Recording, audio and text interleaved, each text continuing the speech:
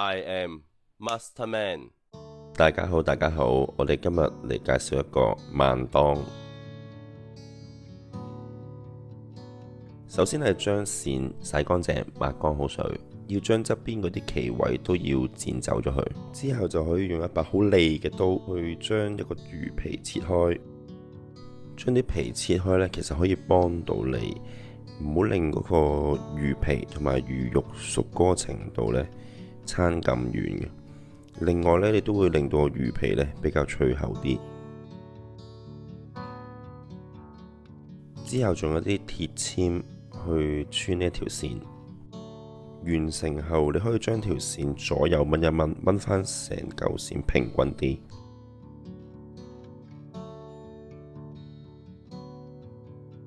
完成幾個動作之後，就可以將條線攞落去蒸，大概5分鐘。到你條線已經差唔多涼翻少少啦，冇咁熱嘅時候，就要可以喺個皮上邊吉窿。如果唔介意麻煩，可以將佢嘅細骨剪斷。而家可以開始有漫長又痛苦嘅燒鰻魚啦。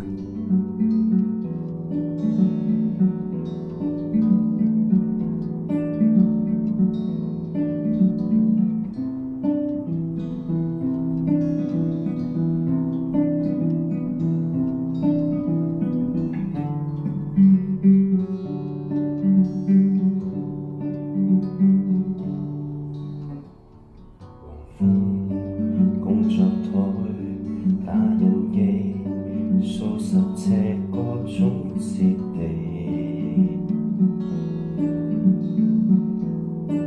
喝着有限的苦澀味，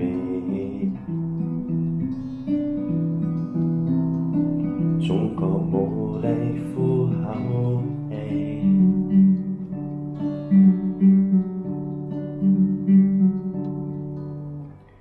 列車已領間，小襯衫，一剎能遇到的恬靜，咀嚼平白的孤獨，掩蓋記憶中的感性。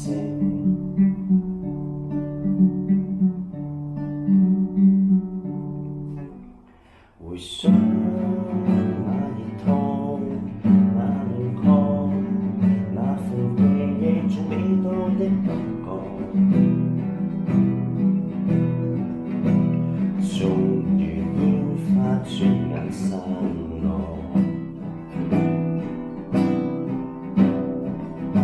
剩挽昨日的火。